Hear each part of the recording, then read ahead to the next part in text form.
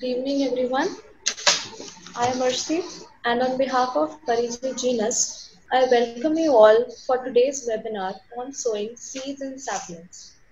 It is the second session of the Vertical Kitchen Garden.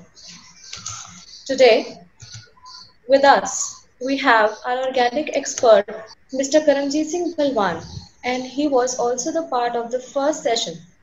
He is the president of National Organic Grower Group. Next, with us we have architect Hardika. She runs the firm Hardika Architects, and also she leads the design, development and construction of projects. So there are few guidelines for the candidates who have joined.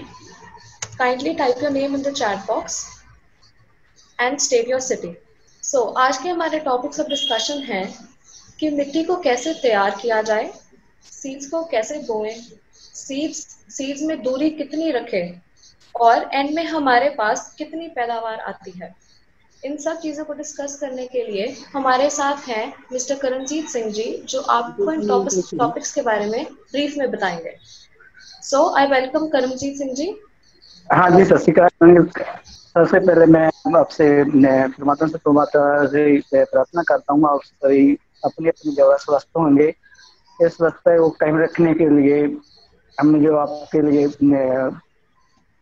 Video उठाया है, सभी आपके तंदुरुस्ती के लिए आपकी कामना करते हैं। और जो नवंबर जो है 19 से पहले जो मीटिंग हुई थी, उसके बाद जो वेबिनार आगे बढ़ाते हुए बात करते हैं जो ऑर्गेनिक वेजिटेबल है उसको कैसे हमने बोना है, उसको कैसे तैयार करना है, कैसे उसकी मिट्टी है जो उसको तैयार कर सकते हैं।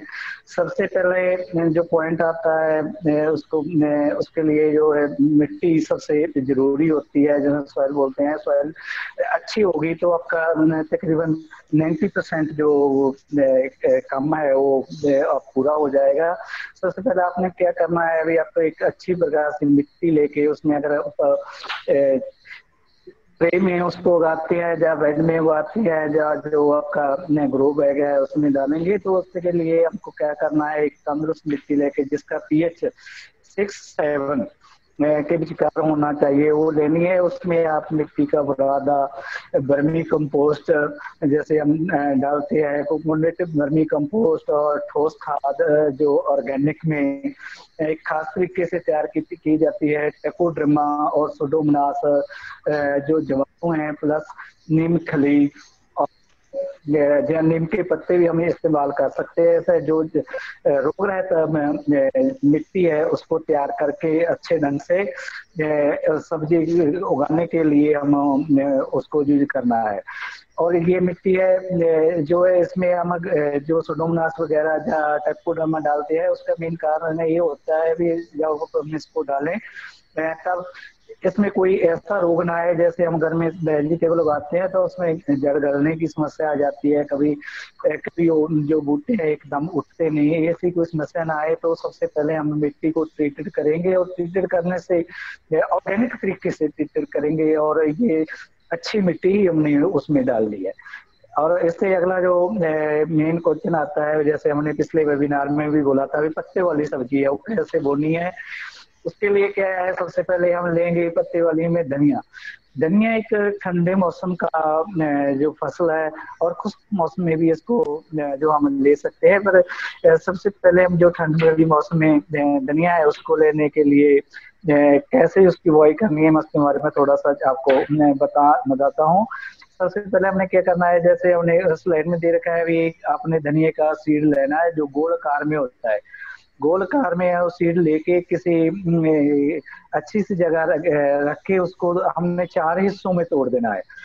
उसका मेन कारण ये होता है, जब 4 हिस्सों में तोड़ना है तो इसकी जो जर्मिनेशन है वो बड़ी बढ़िया होती है। कई बार क्या होता है भी हम इसको वैसे ही जो जैसे गोल दाने होते हैं उसको लगा देते हैं, पर वो लगाने के बाद उसकी जर्मिनेशन अच्छी तरह नहीं होती। तो हमारा जो 15-16 साल का एक्सपीरियंस है वो उसे बताते हैं भी इसको तोड़ के इसके 4 टुकड़े 4 भागों में बांट के इसको 6 से 8 घंटे तक भिगो के पानी में भिगो लीजिए। और उसके बाद जो आपके पास अच्छी मिट्टी है उसको सान के एक ट्रे में या कहीं भी आपको उसको लगाना है, उसमें सेट कर लीजिए। सेट करने के बाद 2 और 1 सेंटीमीटर जो डुंगाई पे उसको बो दें। बोने के बाद से जो मिट्टी है, मिट्टी को ऊपर उसमें हमने ढकना ढकना है, सिर्फ ज्यादा मिट्टी नहीं डालनी है। उसके बाद तुरंत पानी लगा दो, तो आप क्या देखेंगे भी चमत्कार आपको मिलेगा कि जो वैसे धनिया जो 7-8 दिन में होता है, आपका तीसरे चौथे दिन ये बाहर आ जाएगा। और ये तो सर इसका ढंग। आगे क्या है भी, इसको जब हमने इसको बो दिया था 15 दिन पहले, 15 दिन में तो एक थोड़ा कम इसकी ग्रोथ आएगी, पर उसके बाद ये प्रॉपर उग जाएगा और 3-4 हफ्ते में आपकी तड़ाई के लिए बिल्कुल तैयार हो जाएगा। आप इसको इसकी पत्तियां तोड़ के अपने कहीं भी इसको यूज कर सकते हैं। अगर अपने ये दाल वगैरह आपने कहीं भी आपने इसको पकाना है, कहने का मतलब भी अपने सूखा धनिया डालना हो, तो तब भी आप उसको इस तरह यूज कर सकते हैं। एक तरह आप इसकी जो है वैसी ले सकते हैं, और दूसरी इसकी जो पका के हम वो भी ले सकते हैं। और धनिया के बाद जो अगली हमारी एक क्रॉप आती है, वो है पालक। के बारे में हम बात करेंगे। पालक भी जो ये सर्दी ऋतु की काश्त है, ये और इसका से और 6 और 7 जो पीएच होता है, इसमें इसको बड़ी आसानी से उगाया जा सकता है। जमीन की जो तरीके से करनी है, वो ये मिट्टी हो आप उसको ले सकते हैं।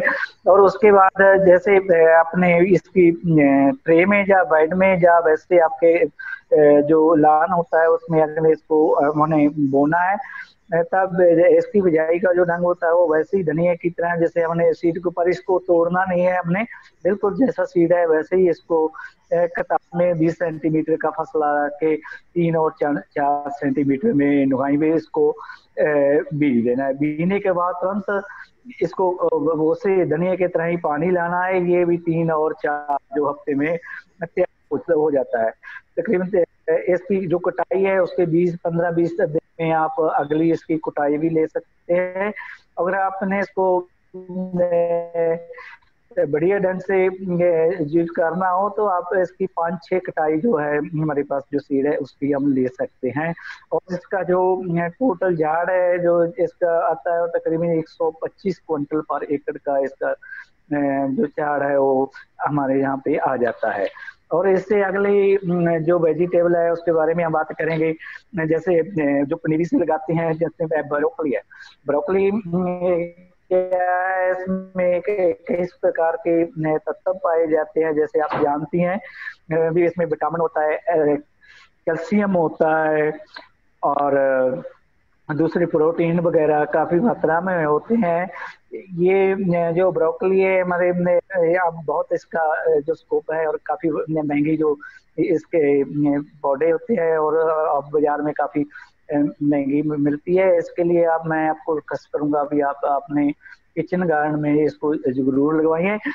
इसमें क्या है कि इसके लिए मौसम है वो ठंड वाला मौसम होना चाहिए। टेम्परेचर है जो 17 से 23 डिग्री के विचकार होगा, तो वही ये बढ़िया होगा। इसकी जो हम इसको लगाते हैं, तो लगाने का ढंग है जो है, जब इसको जैसे एक आप ट्रे लेते हैं या ग्रो बैग लेते हैं, जहाँ कहीं भी आप लगाते हैं, तो इसमें हम जेड टाइप में इसको लगाएंगे। जेड टाइप में क्या मेरा मतलब कहने का है कि आप इसकी 2 कतारें ले लीजिए। फर्स्ट टाइम में आप इसको एक से इसकी जो स्टैंप है वो लगाइए, और दूसरे में उसको विचकार में लगाइए। तीसरा जेड टाइप में लगाएंगे तो उसका जो पौधा है बढ़ेगा भी ज्यादा, और जो इसकी क्या बोलते हैं जिल्ड होती है वो भी अच्छी आएगी।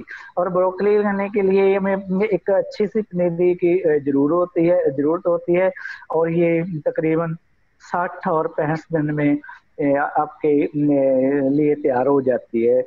और इसके लगाने का जो ढंग है वो है अभी इसको शाम के टाइम लगाइए, और उसके तुरंत बाद पानी लगा दीजिए। और इसका जो एवरेज जो झाड़ होता है वो तकरीबन 73 क्विंटल पर एकड़ का तकरीबन आ जाता है। तो मेरे कहने का मतलब ये है भी बढ़िया, बहुत बढ़िया वेजिटेबल है, और आप इसको आसानी से जो उगा सकते हैं। और अगला ऐसी जिंदगी में होता है कि टमाटर। टमाटर एक सर्द रुत की वैसे फसल है, और जब इसको लगाएंगे तकरीबन इसके लिए टेम्परेचर 20 और 28 से विचार में इसका जो टेम्परेचर है वो होना चाहिए। जो रात का टेम्परेचर है 15 से 20% जो डिग्री होता है वो इसके लिए बहुत बढ़िया होता है। इसकी अलग अलग किस्में होती है, जैसे हमारी एक किस्म है उसमें सुधरी हुई मदरी किस्म है। इसका जो साइज होता है फ्रूट का वो तकरीबन तकरीबन 85 ग्राम का जो इसका साइज टमाटो का आ जाता है। और ये तकरीबन तकरीबन जो है जो दूसरी इसका झाड़ जो हम बात करें तो 245 क्विंटल इसका और एकड़ में झाड़ है जो वो आपको फ्रूट दे सकता है। और अगले है इसका एक जो वैरायटी है वो फलो का संतरी होता है। ये भी इसमें गुस्सों में जो टमाटर लगते हैं, जिसके जैसे आप इसको बोएंगे, बोने के बाद जब फल लगेगा तो तकरीबन 18 से लेकर 23 जो टमाटर है गुच्छों में लगेंगे। और इसका जो टोटल इसके फ्रूट का वेट होता है वो तकरीबन तकरीबन 15 से 20 जो है ग्राम का हो जाता है। और ये 123 क्विंटल पर एकड़ है जो इसका झाड़ जो आप आसानी से प्राप्त कर सकते हैं। और इसके जो बूटे हैं वो हम अक्टूबर में इसको लगा सकते हैं, और ये है जो फसल है तकरीबन तकरीबन लगाने के 90 दिन के बाद ये तैयार हो जाती है। और अगली जो प्रोड्यूस की बात करेंगी वो जैसे रूट वाली होती है, उसमें हम ले लेते हैं फर्स्ट टाइम जैसे मूली है। मूली के लिए क्या है कि आपने अच्छी तरह तो मिट्टी तो लेनी है, पर उसमें क्या है कि मिट्टी की जो लेयर है वो 9 से 10 इंच तक होनी चाहिए जो आपका बैग होता है, जो कहीं भी आप उसको उगाते हैं, क्योंकि जड़ वाली फसल है ये नीचे ज्यादा जाती है और ऊपर में कम जाती है। इसकी बढ़िया क्वालिटी लेने के लिए जो तापमान है वो 10 से 15 जो डिग्री है वो सबसे बढ़िया होता है। अगर इसका तापमान 25 से टेम्परेचर अबव हो गया तो क्या होता है, मूली में आपने देखा होगा भी इसमें थोड़ी सी कड़कतन भी आ जाती है। तो बेस्ट क्वालिटी की जो मूली होती है वो 25 टेम्परेचर से जो नीचे तापमान रहता है उसमें ही बढ़िया पैदा हम कर सकते हैं। और इसके बोने का ढंग भी वही है कि इसके जो मिट्टी है कि जो pH है वो 5.5 में भी ये हो सकती है। मेरे कहने का मतलब भी जहाँ पे बहुत आप बोलते हो उसको बोल सकते हैं अभी कम pH वाली जो मिट्टी है उसमें भी इसको आसानी से उगाया जा सकता है। और जीरा इसके डिस्टेंस रखना है, हमने बूटे को बूटे से बूटे तक डायरेक्ट स्वाइंग करनी है और 3 से 4 सेंटीमीटर पर ये बूटे हैं उसको लगा सकते हैं। अगर ज्यादा आपको लगे ज्यादा संगने लगे तो आप इसको जब इसकी ग्रोथ होगी तब उसको आप हटा भी सकते हैं। पर मेरे कहने का मतलब ये है भी ये मूली जो फसल है वो तकरीबन तकरीबन आपका 40 से 45 दिन के में आपके लिए तैयार हो जाएगी। और इसका जो तकरीबन झाड़ है जो इस टाइम आपकी वैरायटी चल रही है उसका 160 क्विंटल पर एकड़ का जो झाड़ होता है। इसके अगली जो क्रॉप होती है उसमें हम सलगम ले लेते हैं। सलगम चंगी मिट्टी में बढ़िया हो जाता है और इसके लिए चिकनी मिट्टी का इस्तेमाल हम नहीं कर सकते मूली के लिए। और इसके लिए जो रूट वेजिटेबल की क्रॉप होती है उसमें चिकनी मिट्टी जिसको हम स्ट्रॉन्ग मिट्टी मान रहे हैं वो उसका इस्तेमाल हम बिल्कुल नहीं करेंगे, क्योंकि इसका इस्तेमाल करने से इसका रिजल्ट भी बढ़िया नहीं आएगा। और सबसे ज्यादा आपको नुकसान ये होगा कि जो आपका बीज है वो टेढ़ा भींगा हो जाएगा, जैसे मूली है जैसे सलगम है ऊपर आपका सहज नहीं बन पाएगा। इसलिए मैं आपसे रिक्वेस्ट करूंगा आप चिकनी मिट्टी मत लीजिए और जो हमने मिट्टी का बनाने का ढंग बनाया मैं आपको बताया है उस ढंग से आप मिट्टी को तैयार करके इसको बढ़िया इसकी यील्ड ले सकते हैं। इसके लिए भी जो pH है वो 5 से आप 7 तक ले सकते हैं और ये सितंबर से अक्टूबर तक बड़ी आसानी से इसको लगाया जा सकता है। जो भुट्टे की फासला है वो तकरीबन आप 4.5 सेंटीमीटर इसका रख सकते हैं। आप इसको डायरेक्ट सोइंग कर सकते हैं। उसके बाद ये तकरीबन 45 से 60 दिन में इसका जो फ्रूट है वो तैयार हो जाएगा। और मेरे कहने का मतलब ये है भी इसको लगाने के तुरंत बाद आप इसको पानी जो है वो इसको लगाना चाहिए।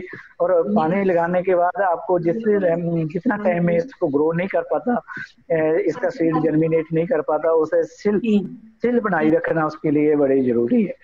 तो ये मैं आपको बता रहा था, अगर आपको किसी भी वेजिटेबल में बारे में आपने कोई जानकारी हमसे लेनी हो या करना हो तो आप हमारे वेबसाइट में उसमें डाल सकते हैं, या जो हमने अपने नंबर दिए हुए हैं उससे आप उसमें संपर्क कर सकते हैं। जो हमारा सबसे ज्यादा आपके लिए अनुरोध है कि आप अपने घर के लिए जहर रहित बोलते हैं जिसको हम बोलते हैं अभी, जहर रहित या ऑर्गेनिक ढंग से आप वेजिटेबल उगाएंगे तो आप स्वस्थ रहेंगे। Thank you. So thank you so much, sir, for imparting your knowledge. अपने स्क्रीन पर बुलाना चाहेंगे हार्दिका मैम को। मैम हमारे साथ वर्टिकल किचन गार्डन के अपने व्यूज शेयर करेंगे एंड हमें इसके बेनिफिट्स भी बताएंगे। So I welcome you ma'am and request you to take over. Hello, good evening everyone. Thank you Karamjeet ji, आपने इतनी अच्छी इंफॉर्मेशन दी हमें रिगार्डिंग किस तरीके से कौन सी वेजिटेबल उगानी चाहिए। अगर हम हाउस होल्ड्स की बात करें तो बहुत ही आजकल जो रोज़ ये वेजिटेबल्स हैं, टमेटोज हैं, ब्रोकलीज हैं, ये सब हम रोज़ ग्रो करना यूज़ कर ही रहे हैं अपनी डाइट में और इंक्लूड करने की कोशिश भी कर रहे हैं। सो जैसे अभी we have the covid and lockdown situation, तो आई वुड से मतलब जो हमारे ये हैं वर्टिकल गार्डन, ये हमारी काफ़ी बेनिफिशियल है बिकॉज अभी जो हमारा एयर क्वालिटी इंडेक्स है पोल्यूशन कम होने की वजह से वो ऑलरेडी डाउन आ रहा है। आप अपने घर में अगर वर्टिकल गार्डन्स लगाते हैं तो उस आपका फैक्टर है वो दैट इज बीइंग इन्वॉल्व कि आप अगर कहीं पे उसको हिंड्रेंस की तरह क्रिएट करना चाह रहे हैं तो you can always do that. And उसके बाद जितनी भी वेजिटेबल्स ग्रो हो रही हैं talking in terms of you know, अगर आपका प्रोड्यूस थोड़ा है ज़्यादा है दैट इज आपका खुद का उगाया हुआ है, that is very safe and organic. So organic products की वैल्यू अगर हम मार्केट में जाएं तो एक जो स्टैंडर्ड खरीदते हैं हम उससे काफ़ी है। टॉकिंग अबाउट ब्रोकली, एक सिंगल पीस जो हमारा ब्रोकली का है आई परचेज इट एट ₹180। सो इतनी अगर मैं डेली की इन्वेस्टमेंट भी करूं, अगर हम कॉस्ट प्राइस भी देखें तो yes it is very effective. आप एक मंथली की आप अपनी बजटिंग से उसके आप सिर्फ ब्रोकली ग्रो कर सकते हैं। And talking in terms of space, हमारी स्पेस बहुत कम यूज हो रही है इसमें since we are taking it vertically. आपका जो एक है 2 फीट बाय 4 फीट का अगर आपका ये स्टैक है, अगर आप उसको वर्टिकली लेके जा रहे हैं इट इज मोर और less like one tile of yours. तो यू नो दैट हैज इसकी अपनी एडवांटेजेस हैं। और talking about the green roofs पे भी आप अपनी गार्डनिंग कर सकते हैं, अपने प्लांट्स उगा सकते हैं। एंड उसमें क्या एडवांटेज रहेगा कि आपका जो इंसुलेशन पार्ट है, आप जो हम डिटेल्स करते हैं कि अगर पहले मड फर्स्ट का होता था अब दूसरी वाली टाइल्स लग रही हैं, है ना, टेम्परेचर डाउन करने के लिए, इससे अच्छा है कि हम अपना गार्डन बनाए शाम को बैठने के लिए, बच्चे खेलने के लिए। You know you have your own personal space अगर आपके पास रूफ है, otherwise you can always do that in your balconies. तो अगर हम रूफ टॉप अगर हम करते हैं तो उससे हमारा जो एक एवरेज 2 to 3 डिग्रीज टेम्परेचर है वो डाउन आ जाता है। एंड ऑल्सो एक हमारा जो स्ट्रेस लेवल है आज की डेट में बहुत ज़्यादा पीक पे है। So greens always reduces you know stress. तो वो एक फैक्टर और इंक्लूड हो जाता है। एंड जो आपके मार्केट से परचेजिंग है उसमें आपको काफ़ी फ़र्क पड़ जाता है कि आप जो मार्केट से ला रहे हैं और जो आपकी ऑर्गेनिक प्रोड्यूस है उसका टेस्ट का वेरिएशन बहुत है ना। उसमें जो आपने घर में उगाया यू नो कि हाँ इसमें पेस्ट नहीं है। लेमन ग्रास अभी इस पे हमने ग्रोइंग की डिटेल में वर्क नहीं किया, बट लेमन ग्रास अगर आप अपने घर में लगाते हैं तो उससे मच्छर नहीं आते। So dengue के season है, so we can always promote lemongrass का वो. And also अब आज everyday मतलब everyday routine we are working from home. Everybody is working from home. So इसमें हमारे पास जो morning के working traveling hours है, evening के traveling hours है, ठीक है, वो हमारे बचे हुए हैं. सो वी कैन मतलब ऐसा नहीं है कि you need special time and maintenance for that, but आप अपने ही जो आपका टाइम बच के आप उसमें से एक हॉबी अपने आप को इंट्रोड्यूस कीजिए, जिससे that will reduce your stress and anxiety. जो हमारे घर के बच्चे हैं, है ना, या फिर ओल्ड है, they can do this activity. तो इसमें दे कैन इंटरेक्ट, जिससे हमारा जनरेशन जो है, जो दो वेरिएंट जनरेशन है, they can always interact and come on a same platform and learn something. जो हमारे ग्रैंड पेरेंट्स थे, मतलब जनरेशन है, वो कहीं ना कहीं खेती में इन्वॉल्व थे, बट नाउ सारी जो है कंप्यूटराइज्ड हो गया है, सब डिजिटल हो गया है. सो थोड़ा सा अगर हम नेचर के टुवर्ड्स चलेंगे तो it won't give us any sort of harm. And that is all for growing अपना vegetables. Thank you. Thank you so much, ma'am, for your views. And now we move on. So we have a next webinar. We have a third session of this webinar on 17th October 2020, that is Saturday at 5 p.m. We hope you to see you all there also. So now I begin with the question and answer session. Those who have any questions can type in the chat box, or they can raise their hands. So we have a question. So it says that do different plants need a different soil? It's asked from Manoj sir कि अलग-अलग पौधों को अलग-अलग मिट्टी चाहिए होती है या सेम ही चलती है? So I think Karanjeet Singh would answer this question, sir. And इसके लिए जो आपने बोला भी कि अलग अलग जो क्रॉप है उसके लिए जो मिट्टी है वो अलग अलग होनी चाहिए. ये बिल्कुल आपका जो क्वेश्चन है वो जेन्युइन है कि आप किस प्रकार की जो वेजिटेबल है वो लगा रहे हैं. सबसे पहले तो ये मैटर होता है. जैसे हम रूट वाली वेजिटेबल लगा रहे हैं तो उसके लिए क्या है, हमें बिल्कुल जो मेरा टाइप मिट्टी होती है जिसको हम बोलते हैं बिल्कुल सिली जो पोली मिट्टी है उसके लिए जरूरत होती है. जैसे चिकनी मिट्टी है, चिकनी मिट्टी में पहले भी बता चुका हूँ कि उसमें एक कम ग्रो करेगी. अगर ग्रो भी करेगी वेजिटेबल तो टेढ़ी मेढ़ी हो जाएगी. इसके लिए हम आपको रिक्वेस्ट करेंगे भी अगर आपने कोई भी वेजिटेबल जो रूट वाली है वो उगानी है, उसके लिए आप जो मिट्टी है वो चिकनी वाली नहीं लेनी है. जो जैसे हमने आपको पहले बताया था, अभी आप अच्छी तरह से मिट्टी बनाकर उसको यूज करिए तो उसका रिजल्ट है वो बहुत बढ़िया मिलेगा आपको. ओके सर, एक और क्वेश्चन है आपके लिए कि अक्षय कुमार जी की तरफ से है. वो पूछ रहे हैं कि हम सॉइल का पीएच कैसे चेक कर सकते हैं?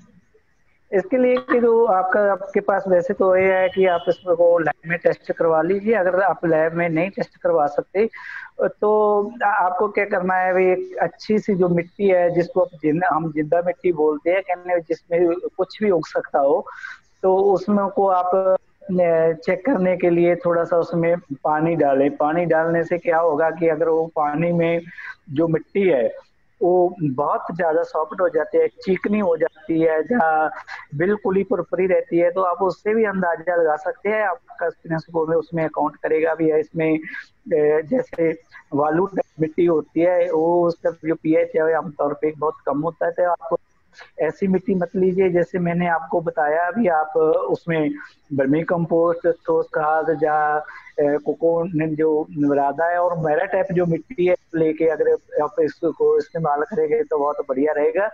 तो जैसे मैंने आपको मैं बता ही दिया अभी, आप उसमें पानी डाल के आप उसको चेक कर सकते हैं. सिंपल उसका मेथड है. अगर किसी को इसके बारे में कोई नहीं समझा पड़ती तो आप हमारे वेबसाइट में उसको डाल सकते हैं। जब हमारे जो ऑफिसर है इसमें एक्सपर्ट है, उससे आप बिल्कुल बात कर सकते हैं। अभी मिट्टी कैसी है हम आपको बताएंगे, तो हम आपको उसको उत्तर आपको देंगे। बिल्कुल सही मिट्टी ही आपको यूज करनी चाहिए। Thank you, sir. So next question we have from Miss Ankita. So she asks that what all waterproofing is required if we set up a vertical garden on a roof or a roof kitchen garden. हाँ जी, सी waterproofing हम already जब भी आपकी construction होती है तो हुई होती है, but then it can be, मतलब इसमें हम वाटरप्रूफिंग डायरेक्टली क्रॉस पॉलीमर करवा के एंड देन मे बी हम बिटुमेन डलवा के उसकी वाटरप्रूफिंग करा के देन वी कैन हैव जो हमारी पाइपलाइन की डिटेल डलवा के and then we can always grow it on the roof. So it has some technical details and that can be worked upon depending आपकी सीलिंग पे हुआ क्या हुआ है. And next question is from Vivek sir. वो पूछ रहे हैं कि what is the minimum space in which we can set up a vertical garden? Hello? जितनी अगर आपके पास 4 feet wall वाइड है या 2 feet वाइड है that can be worked upon, है ना. and मतलब it since it has to be taken up vertically तो आप अपनी वॉल पे कीजिए उसको, आपको फ्लोर एरिया की रिक्वायरमेंट ही नहीं है. अगर फ्लोर पे करना है you can always do that on plants और योर रूफ्स और your balconies. So that is the thing. And a question from Akshay Kumar sir. He's asking that कि how much does it cost for a rooftop farming? Rooftop farming का cost कितना आता है? Per square feet, it costs us around 100 to 120 rupees per square feet. So ये मतलब it is inclusive of the details and the plants. You can always tell in detail about it. So I think no questions are left. So आप हमारे webinar का live show Facebook पर भी देख सकते हैं. And you can contact us and by visiting our website, or the link that was provided to you had the phone number. And okay, we have one more question from Akshay sir. Whom should we get in touch with for consultation? For Yes. see, Ekta ma'am, would you like to answer? Yeah, kindly share the number where they can contact us for the other information and details. Yes. The number and the email ID will be shared to you, Akshay sir. So, thank you for your questions. And so I conclude today's session on this note, and we are happy to have you here. So please join us on 17th October for the third session of this webinar. Thank you so much.